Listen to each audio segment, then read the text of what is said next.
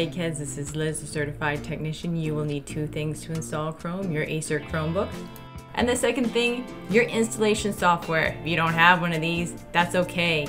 Your installation USB can be created with a link down below for free. We show you how to make a Chrome installation USB.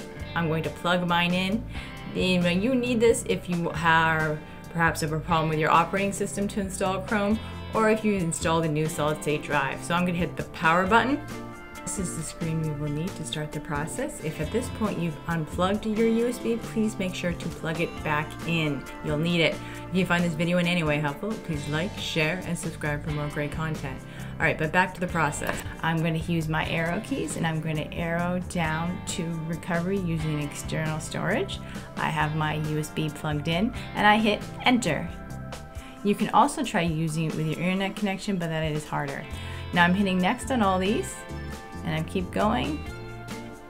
It doesn't seem to realize my USB is there, so I'm gonna plug it in again. Ugh. Oof, it's restarting on me.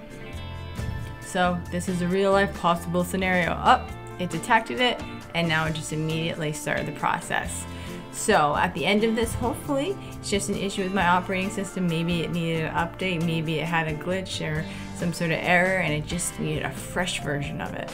So keep in mind, when you do this, you will lose your data, but if your operating system was bad anyway, then you will in fact have already lost your data. So anyway, as you can see, it's now complete. And from one egghead to another egghead, this is Liz signing out.